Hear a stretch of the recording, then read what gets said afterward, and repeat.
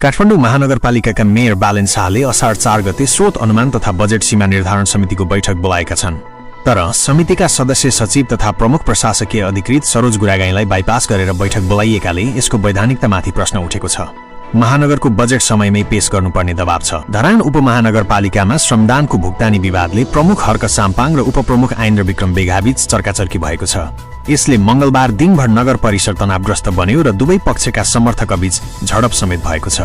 उपप्रमुखले 7,41,000 को भुक्तानी रोकेपछि विवाद चर्किएको हो। काठमाडौँ जिल्ला अदालतले चैत 15 गतेको 3 कुनै घटनाका आरोपी रविन्द्र मिश्रलाई रु 3 लाख धरौटीमा रिहा गर्ने आदेश दिएको छ। राप्रपाका वरिष्ठ उपाध्यक्ष मिश्र आज आफै अदालत उपस्थित भएका थिए। सोही घटनाका अर्का आरोपी सबल शमशेर राणा पनि सोमबार रु 3 लाख धरौटीमा छुटेका थिए। टिकटकमा ड्राइभर रेशमका नामले चिनिने बागलुङका रेशमराज पौडेललाई प्रहरीले नेपालगञ्जबाट पक्राउ गरेको छ। केन्द्रीय साइबर ब्युरोले पक्राउ गरेका उनी विरुद्ध साइबर कसुरको आरोपमा 7 दिन म्याद थप गरिएको छ। उनले विभिन्न व्यक्ति तथा संस्थालाई लक्षित गरी भ्रमपूर्ण सामग्री फैलाएको आरोप छ। दार्चुलाको महाकाली नगरपालिका 6 मा खर काट्न गएका प्रहरी जवान दिपेन्द्र पालको ढुङ्गा लागेर मृत्यु भएको छ। आज बिहान निसिलको थागिलमा माथिबाट खसेको ढुङ्गाले टाउकामा लागेर गम्भीर घाइते भएका पालको जिल्ला अस्पताल दार्चुलामा उपचारका क्रममा निधन भएको प्रहरीले जनाएको छ। मंगलबार नेप्से परिसूचक 3.90 अङ्क घटेर 2654 मा कायम भयो भने कारोबार रकम 7 अर्ब 65 करोडमा खुम्चियो। माइक्रो फाइनान्स समूहमा आकर्षण देखिएर 1.10% बढ्यो भने अधिकांश समूहका सूचक घटे। प्योर एनर्जीको मूल्य 10% ले बढ्यो। सुनसरीमा प्रहरीले तरकारी लोड गरिएका ट्रकबाट सोमबार र मंगलबार गरी कुल 4230 किलो गाँजा बरामद गरेको छ।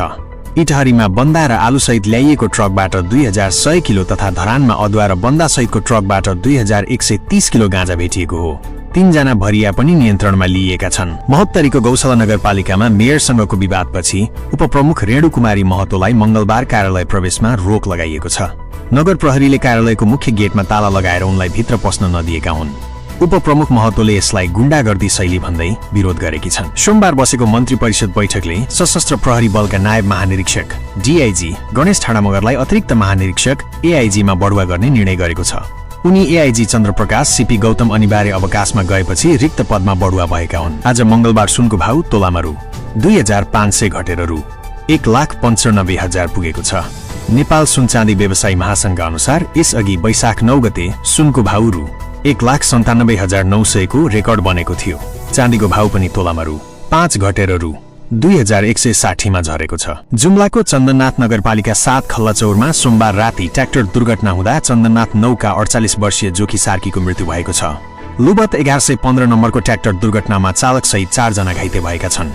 घाइतेहरूको कर्णाली स्वास्थ्य विज्ञान प्रतिष्ठानमा उपचार भइरहेको छ र उनीहरूको अवस्था सामान्य रहेको प्रहरीले जनाएको छ। राष्ट्रिय परीक्षा बोर्डले एसईई को नतिजा असार तेस्रो साता सार्वजनिक गर्ने तयारी गरेको छ। शिक्षक आन्दोलनका कारण उत्तर पुस्तिका परीक्षणमा ढिलाइ भएपछि नतिजा प्रकाशनको मितिपछि सरेको हो। परीक्षा नियन्त्रक डा गणेश प्रसाद भट्टराईका अनुसार अहिले उत्तर पुस्तिका परीक्षण अन्तिम चरणमा छ र त्रुटिरहित नतिजा प्रकाशनको लागि काम भइरहेको छ। काठमाडौँ महानगरपालिकाले असार 1 गतेदेखि भदौ मसान्तसम्म सडक र फुटपाथ खन्न रोक लगाएको छ। वर्षायाममा नागरिकलाई असहज नहोस् भनेर यस्तो निर्णय गरिएको हो। सार्वजनिक निर्माण विभागले स्वीकृति र सहमति दिने कार्य स्थगित गरेको छ, तर जारी रहेका काम भने नरोकिने महानगरले जनाएको छ। पाल्पामा अण्डा बोकेको जीप दुर्घटना हुँदा 2 जनाको मृत्यु भएको छ भने चालक गम्भीर घाइते भएका छन्। सोमबार साँझ आर्यभञ्ज्याङ रामपुर कच्ची सडक खण्डमा लु 6756 नम्बरको जीप सडकबाट खसेको थियो। मृतकहरूमा बुटवलका विनोद ढुङ्गाना, जीप धनी र रूपन्देहीका रेशम सुनार रहेका छन्। चालक राजु खड्काको लुम्बिनी मेडिकल कलेजमा उपचार भइरहेको छ।